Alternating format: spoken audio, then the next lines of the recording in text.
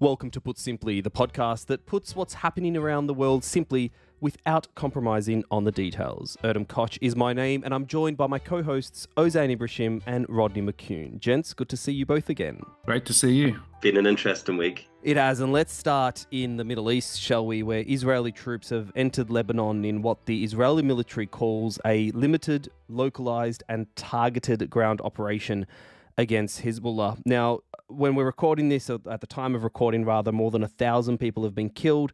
Up to 1 million may now be displaced. And of course, it follows the killing of the Hezbollah leader Hassan Nasrallah earlier, which Israel said was a sort of a key target in this offensive.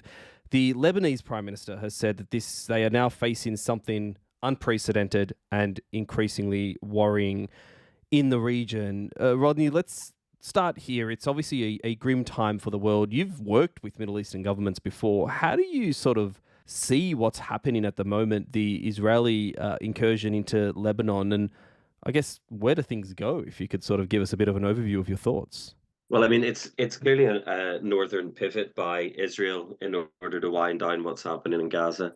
I mean, domestically, the action already in the north against Hezbollah is more popular domestically than Netanyahu was experiencing from the, I'm going to call it, performance in terms of what was going on within Gaza. But obviously, there's issues around hostages and other issues, and taking out Nasrallah was a popular act in terms of Israeli domestic opinion. So there's certainly a domestic component to it, but there's also a broader regional play that's being moved forward or progressed by Israel. They've been goading Iran for some time. You know, there's the helicopter incident in May. There was the consulate in Syria incident in April. And then there was the Hamas leader who was targeted by Israel, effectively targeted by Israel in Tehran in July. And there's a broader testing of Iran by Israel. This is more than simply securing the northern border. This is something much more regional, in my view. And when Netanyahu spoke on Monday, he addressed the Iranian people. How many of them, given the media access, will actually hear that in Iran? I'm not sure. But it was set up as a very clear warning, but also a positioning where the Iranian people aren't the enemy of Israel. It's the regime, and it's the regime that's supporting Hezbollah.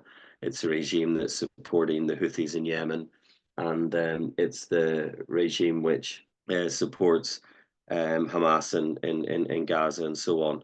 So, you'll not hear huge noise from the Gulf Arabs beyond the regular noise in terms of Palestine and Palestinian issues, because, of course, it's not unattractive for the Gulf Arabs to see Iran pared back within that region.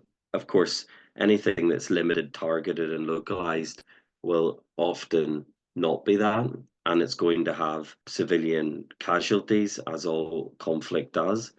And those are the real difficult and thorny issues, which will potentially cause things to overplay in terms of Israel, or responses to be more significant in terms of what Iran may or may not do. But there's also the question of what can Iran do? What is the capacity of Hezbollah?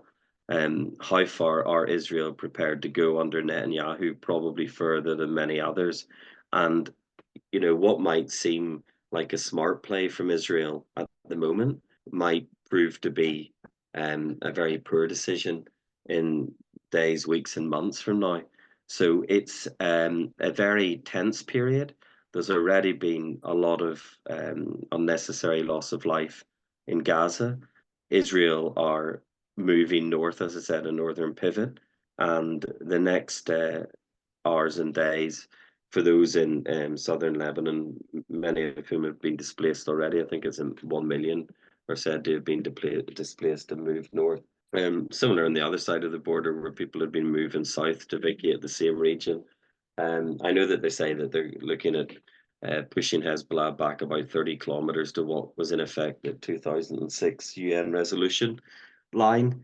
But again, targeted, localized, limited, those are quite confident, but often pretty simple labels to add to something which is obviously full on ground military incursion and conflict. Ozan, when this, I guess, latest round started on October 7 with the Hamas attack in Israel and then the Israel assault on Gaza, I remember speaking to you when you saying if this spreads to Hezbollah, things start to get very, very serious from a regional and potentially sort of world conflict perspective. How worried are you that this is not going to be limited, localized, and targeted, and that it will continue to spread? The terminology that Israel used is, I think, to the word identical to terminology that they used when they did the ground incursion into Gaza a number of months back. So I'm not sure that it will be what they claim to be. I think Hezbollah is not Hamas. Hezbollah is a much better trained, better equipped opponent, and I think this is going to be a very, very difficult thing for Israel to undertake without causing, if you ask me, mass destruction and unfortunately causing or resulting in many civilian deaths, many more civilian deaths, which, at a time when we should be talking about ceasefire, we should be talking about de-escalating. What's happened this morning has really escalated, and everybody who is an Iran watcher or a Middle East watcher, I think today is really, really worried.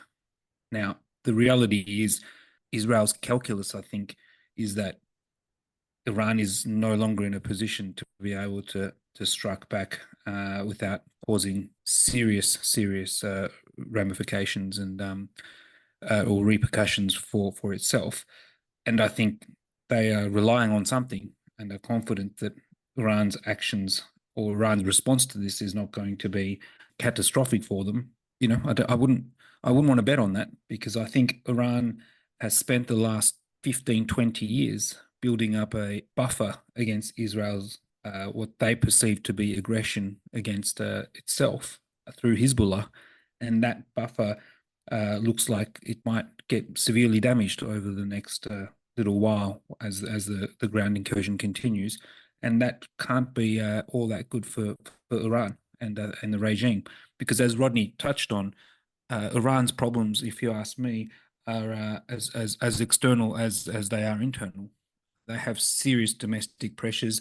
We saw over the last couple of years significant protests, significant civil unrest, a lot of social movements being activated, being energized against the regime. These are serious concerns for the regime, and if particularly to try and strengthen up their domestic support amongst their supporters, they need to do something.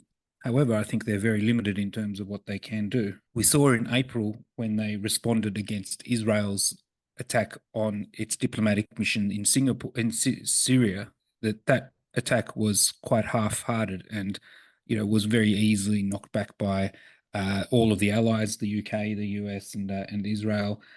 Just geographically speaking, Iran's ability to reach Israel is quite limited, given their proximity and given their distance. So they rely on their proxies, and one of their proxies is under serious threat. And I think their hands are tied. There's not a lot they can do without pulling in other countries into this. And I'm not sure they're going to come out on top if they start to pull in the US and other allies into a wider regional conflict. Well, in so many ways, they already are. I mean, the US is sending an extra aircraft carrier with more troops to the region, which is basically designed as a deterrent against Iran. So it's almost a question of what the Iranian response is. Do they wait? Do they go? But Rodney, you were about to say something. I spoke over you there, mate. No, I mean, Ozan's bang on with the missile barrage and drone barrage in April, and to be honest, it had a feeling of choreography about it. that it would play out in a certain way that, everyone could be seen to be doing something without it being so catastrophic that that it would trigger something further and bigger. It was an off ramp in a sense for everyone concerned. But Israel now having taken the action that they've taken through these, pagers and then the walkie-talkies to really degrade the capacity of Hezbollah, and then, targeting leadership and so on. There's a potential that one, Israel has miscalculated, and that there is some significant response. But there's also the possibility that they have degraded Hezbollah to an extent where they can pursue military outcomes in a way maybe they wouldn't have been able to do previously, or haven't done, certainly for a significant period of time. But then the question is, what's going to limit the furtherance of that? Where are the off ramps here? There could be a temptation to, for both key players in this, Iran and Israel, to go much further than either had anticipated they would when they made their initial calculations. And that's why there's a high degree of risk attached to all aspects of this, and notwithstanding the obvious civilian casualties that are likely to come from this. There's another game being played out here, and it's one that has a high degree of risk attached to it. Well, I think the problem is no one can really say where this is where this is heading, right? And that is such a dangerous sort of thing. I mean, is it, does Israel get bogged down in Lebanon as it did between 1982 to the early 2000s? Is it really a miscalculation? Does Iran fire back? It feels like we're on the edge of something monumental in the world in a bad way, and not knowing where it's heading. I mean, beyond the incredible humanitarian disaster that we've already seen in Gaza for the past year and a bit, and at least with the assault on Gaza, obviously what has been happening on the ground there for several decades now has been worrying many people. This last year plus this sort of next chapter, I guess there's absolute room for anxiety and even fear about what this means for the region and the rest of the world. What do you guys think from a economic perspective? Does it have implications beyond the region? Like, does it mean anything for a global economy that feels like it's sort of starting to recover from the fragility that we've seen in the post-pandemic period? Certainly, any regional conflict in that region is going to have a major impact on oil and various other. The Yemen conflict has already had a significant impact on shipping routes and what have you. But I think, look, the timing of this also is not a coincidence, if you ask me. I think, putting the economic side or the economic impact to one side, I think it's going to have a huge political impact, which is going to lead on to or translate into economic impact. I mean, as Rodney mentioned, we've seen the theater between Israel and Iran for the last 6-7 months. But I think, we talk about off ramps. There is no real off ramp without some serious face losing face on both sides here. We're talking about a Netanyahu who knows fully where the US is today, and that is we have a lame duck president. We have an election in 4 or 5 weeks. On one side, is a bloke that probably couldn't show you where any of these countries are on a map. On the other side is an untested candidate. This is severely opportunistic from Netanyahu's end. I think the political impact is going to severely translate into an economic impact. I think, just as the world economy was starting to show signs of bouncing back from last year, inflation is getting under control in many places. The last thing that the world economy needs is another supply side shock like we had in during the pandemic. And the mother of all supply shocks could occur if suddenly there is a major conflict in that region.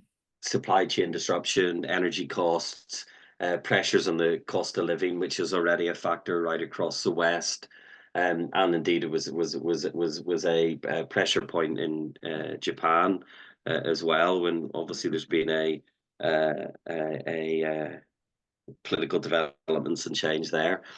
So yes, there's always going to be that risk of further pressure being applied. But I do sense that, and I know that America has, the US has already come out and made its comments about this whole thing, but I do have a sense that the West aren't so concerned about someone applying political or military pressure on Iran, given their relationship with Russia and the other conflict going on in the Ukraine at the moment.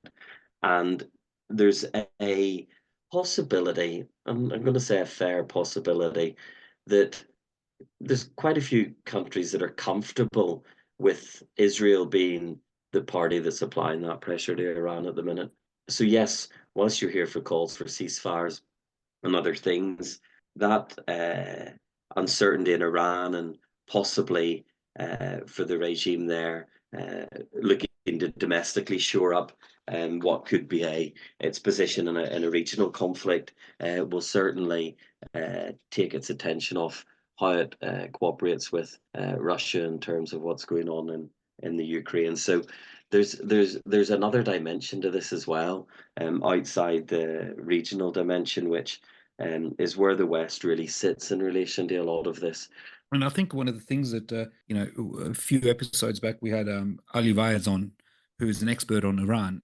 I was really quite interested in what he had to say around other countries such as Russia, China, and his view was clearly that they would sit it out. Now, that was a different world back then, and we're only talking 4 or 5 months ago. I'm not sure that's the case. I mean, I'd love to get Ali back on and get him to make the comments, but I think many of those countries, what is considered as Iran's allies in the past, China and Russia, etc., I'm pretty sure they're watching with great anxiety as well. And I'm worried that there might be some opportunistic moves by them to further pull in the US and its allies, and it become a bigger conflict than just the region. So, unfortunately, not a lot of great news this week. Not from a regional or a humanitarian perspective, that is for sure. And I think it's devastating to see some of the images come out and what is happening. And we forget that in the grand scheme of things, it's the people on the ground that suffer the most. And it's I think all our hearts break when we see that. And so much of this is going to come down to domestic pressures as well as international pressures. And speaking of domestic pressures, well, a very interesting result earlier this week in Austria, heading over to Europe now. The far-right Freedom Party in that country has opened a new door in the country's politics in what was an unprecedented victory in the election. They won close to 30% of the vote. They will not be able to govern without a coalition, but it's certainly a new chapter in Austria's history. Rodney, was it a surprise that the Freedom Party got the vote that it did, especially in the context of the first round of the EU elections, where we saw, I guess, the rise of the far right in Europe?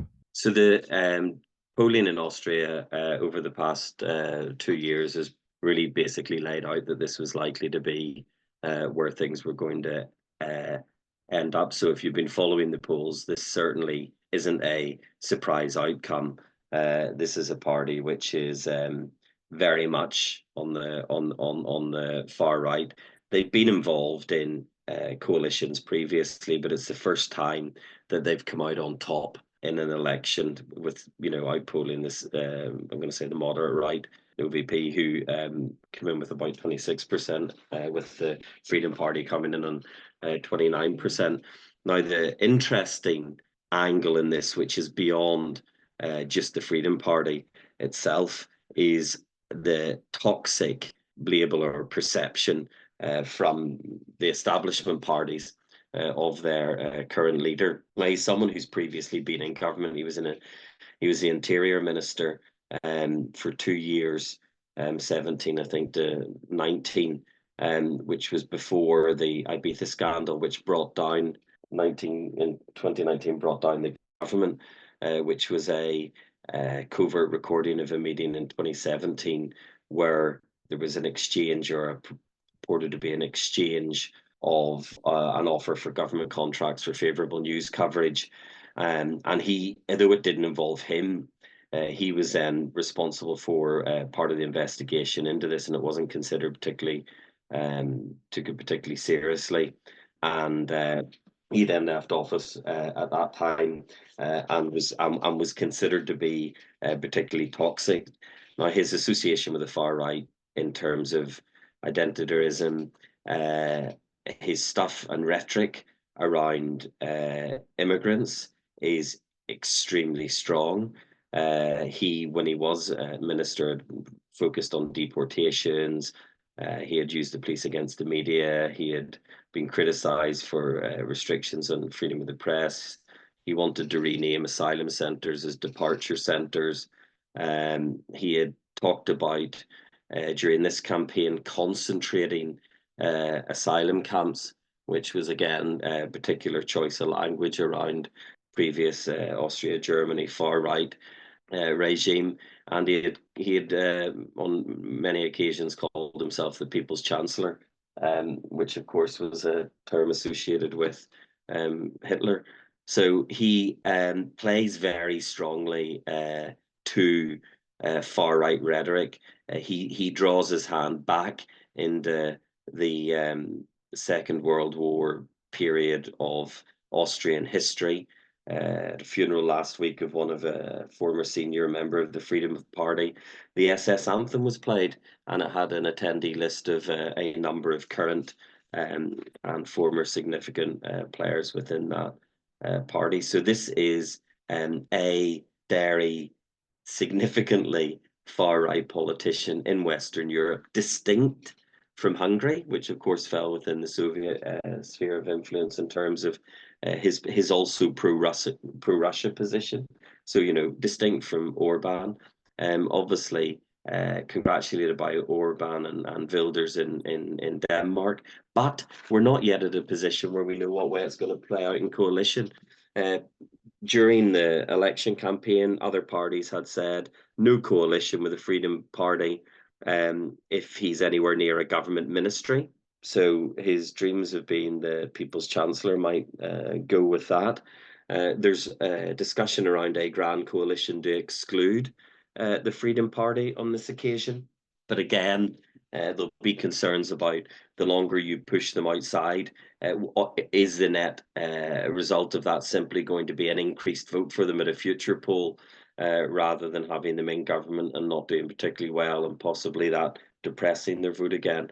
But it's the Freedom Party's leader, Herbert Kickle, who is the toxic individual who the other parties don't want anywhere near a government ministry. So if he holds out and his party holds out for him having to be in government and the senior partner in a coalition, well, then it's going to be a very interesting discussion over the next period of time. If the Freedom Party say, fine, he'll remain as the party leader, he'll not seek government ministry, then I suspect there's a potential from the Freedom Party being back in coalition with the centre-right party. But this is all going to be played out in discussions over the next period of time, and it'll be calculations on behalf of the Freedom Party if they want into government now or they feel that they're better out for a longer period of time when they can position themselves again as anti-establishment and so on. So interesting period for Austria over the next few weeks. We know how often these coalitions can take some time to form, but I guess my sense will be that they will be in government rather than a grand coalition, and that the argument about keeping them out for longer will not win through. And I suspect the centre right will do some sort of deal with them and find some grey area where they can maybe not have him as chancellor, but maybe he does return to government as in a ministerial position. But again, we'll see how that plays out over the coming days. Yeah, the whole conversation around pushing them out is a really interesting one. I mean, the thing is, it's so consistent across what's happening in Europe, right? I mean, we see far right parties already in government or or at least pushing at the gates in terms of getting a lot of policies across the line, especially around immigration. I mean, parties that are either classified as far right or national or conservative are already in ruling coalitions in Croatia, Czech Republic, in Hungary, in Italy, in the Netherlands. In Sweden, we're seeing a far right party is propping up a minority government. In Germany, we're seeing sort of local elections being sort of dominated by the right. Ozan, what is it about where things are at in the world at the moment? Do you think that we're seeing this rise, this tilt, if you like, to the beyond the centre right to the far right in terms of the popularity of these parties popping up? Well, there's populism, there's far right, and then there's Herbert Kickle. I mean, this guy's in really a league of his own. Austria has delivered once again for us. This person is being branded as People's Chancellor, as Rodney mentioned. He is a truly, truly toxic character. I think not to be surprised. I'm not, what we're seeing in terms of the rise of populism, far right ideology, etc. This is all, I think, to be expected, because I think Europe has done a particularly bad job of dealing with migration inflows, and I think it's the lack of leadership in a lot of the leading European countries, and allowing these issues to be become the top issues that people respond to when it comes to elections and the political discourse. I think that's a failure on behalf of European leadership. Now, I think probably one could say that Europe has been severely impacted by the migration, particularly over the last 10, 15 years, Syrian refugees and from other places that are war-torn, etc. But there's a way of dealing with these things, and a way of kind of making it into a political football, which I think they've allowed this issue to become such a polarizing issue that this is not a surprise. But as I said, we need to be very specific about this. This is not Orban or Trump style populism and right wing rhetoric and kind of populist overtunes. This guy is a serious sympathizer of Nazism, from what I can gather, and he's talking about how he doesn't want to be a diverse country, and he's pushing for homogeneity rather than diversity. I mean, these are things that we shouldn't be hearing in 2024. And of course, he's bringing kind of the whole Islamization of the country, and you don't have to look very far from Austria to see that what's happening in France, certain parts of Germany, etc. Yes, there's some serious concern from Germans, French people, etc., around the lack of integration of new migrants. Many of these people fleeing horrific circumstances, and this is understandable. But as I said, it's a lack of leadership. It's a poor response to what has been a massive crisis in a humanitarian crisis over the last 10, 15 years, because of all of the problems that we've faced, again, in the Middle East. Everything seems to lead back to the Middle East. Well, as if the elections weren't enough across the course of 2024, Austria being the recent, one other country has unexpectedly snuck in, and that is Japan. The Japanese will head to the polls on October 27 after a snap election was called by the new Prime Minister, Shigeru Ishiba. Rodney, they snuck in just in time to make 2024 even more interesting. The year of elections, and this one's one we weren't expecting. And, when you look at the leadership contenders this time round, you have a guy who has, as he said, he would call an early election, but it's his fifth time going for prime ministership. He had his first go, I think, in 2008. He went again in 12, 16, and maybe 20. Sat it out in 2021. to finally, at the age of 67, he was the oldest of the three candidates, secure a position as Prime Minister, which is obviously a great personal achievement. But he's now found himself within a very short period, he's calling an election where the cost of living and the standing of the LDP with scandals and donations issues and so on have really caused him to drop in the polls. Now, he positioned himself outside. He's in the party, but outside the current leadership, because he wasn't a minister in the government prior to winning the leadership election. But he had served in maybe 07 or 08 as a defense minister and then the agriculture minister for two short periods. Perhaps at 67, he's not one for the future, but maybe in Japan, of all places, life expectancy is such that maybe he is still considered to be a youthful candidate. But yeah, I mean, he's now going into an election, which is going to be a very difficult election for his party. He's popular within the party. He went for the leadership campaign. His leadership campaign was founded on revitalizing the economy, being competent for security within the region. Obviously, there's the issues of North Korea missile testing, and both they and China have had other incursions, and Russia and China, in fact, naval or sea incursions into territorial waters and so on. So there's a regional security issue. There's revitalizing the economy, and then there's cleaning up his own party, which is the other promise that he's made. But of course, we can see, if you look at the UK, that how Keir Starmer found that very type of pitch about cleaning up politics and service and so on came unstuck within a short period of time through political donations and other things. And Sheba might find that it's exactly the same for him, and that cleaning up the party might not be as easy a win as they'd like it to have been, especially when they're moving straight into an election campaign where any other baggage that happens to come out in terms of scandal or corruption and so on doesn't get attached to his predecessor, it gets attached to him. So this is going to be a difficult election.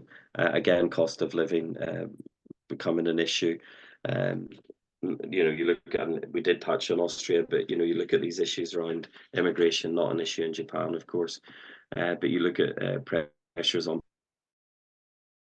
because the economy can't support the level of public service that maybe people have previously experienced, and it does cause electors to look at alternatives, even if there were alternatives that they wouldn't have previously looked at. So it's a really interesting time in Japan. This has been, quite a turnover of leaders in recent years, and I'm not sure that this chap will last that long either. Ozan, can you win? Well, I mean, the guy's certainly got some perseverance. So, I mean, of course, I think they're likely to win. I can't see the status quo changing. It's really around how many seats they lose. Their brand is severely damaged with all of the scandals that have been kind of in the background, and I think they've got a number of economic problems that are going to, as Rodney talked about, cost of living. But you've had a weak yen for a long time, or a weakening yen. You've had a massive migration of manufacturing going out of Japan, and many of the companies who had manufacturing in Japan, particularly Japanese companies, etc., have been looking for a long time at getting out of Japan. You have had low interest rates for a very long time. You had deflation for a very long time. For the world's fourth biggest economy is not in great health. And these are all the things that I think are going to be big issues and significant issues on the minds of Japanese electors. So I suspect they will punish the Liberal Democratic Party. It's just I'm not sure they're going to be able to punish them enough for them to lose. I mean, currently they've got 258 seats. The next closest party is the Constitutional Democratic Party, and they've got 99 seats. So you're looking at quite a significant number of seats they need to make up. I was quite pleased to see that there's quite a lot of diversity in the Japanese parliament. You've got a communist party that has 10 seats. That's quite an interesting thing. Free education for all they've currently got 4 seats.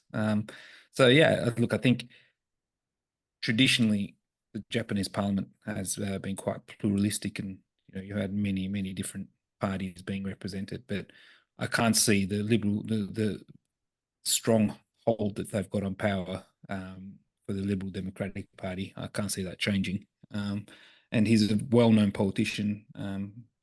He's, as Rodney said, had 5 shots at it, and it's finally his time. I think he'll give it a pretty good go. And his father was a government minister as well, which isn't uncommon in these Japanese political dynasties. Of course. Speaking of dynasties, let's head over to the Pacific and to the US now. The election that everyone has its eyes on in 2024. As we record, 2 gentlemen are preparing for a debate. That's J.D. Vance and Tim Walz, of course, the vice presidential nominees, I should say, for each party. Rodney, are you going to punish yourself and watch the VP debate? Yeah, 100%. I couldn't not, I'm afraid. So I'm pretty excited to watch this one. Excited? Well, it'll be interesting. You need more excitement in your life, mate. Yeah, it'll be interesting. Well, look, last week we were talking about this, and Trump was up in the Sun Belt states, and Harris was up in the Rust Belt, and the polls have narrowed in some of those key swing states again further. Some have flipped very marginally, but all within the margin of error and so on. So these events can have an impact on voter intentions and so on. And given that given it's too late to have another debate, as Trump said, and we are now having another debate, but with the vice presidential candidates, I'm afraid it's the last debate we're going to get of this election. So might as well take in the experience, and hopefully we'll see some fireworks. Can anybody tell me whether they remember any part of the debate between Kamala Harris and Pence? Because I honestly can't. I can't believe how much hype there is around Tim Walz and J.D. Vance. But this is the thing. I mean, vice president debates are usually not important at all. Like, no one usually cares. Non-event. It's a non-event because no one really cares about the vice president, right? Like, no, the contest in the US, because of the nature of the politics there, is between the 2 front runners, the 2 presidential candidates. It's so interesting that this time round it is such a big deal. I mean, yeah, I really wonder why that is. Well, I mean, you've got so much hype around it because let's be honest, we don't know much about those 2, which is not, again, you're not supposed to know a lot about the VP candidates, but you look at the top of the ticket, you've got a person who's been in the headlines for the last 10 years. I mean, everyone knows about Trump. Kamala Harris, people are still trying to kind of figure out, etc. But it's almost like you've got 3 new players at this level. And Tim Walz, I mean, he's nobody knows who Tim Walz, or nobody really knew who Tim Walz was before he was rehearsing to become the VP pick. So I think there's a lot of curiosity, and also, as much as we all think it's ridiculous, some of the push by J.D. Vance on people eating pets, etc. What he has managed to do is really create a name for himself. Now, I'm not sure how positive that name is, but he's stolen a lot of oxygen from his presidential nominee. But he's really figured out how to kind of get into the headlines.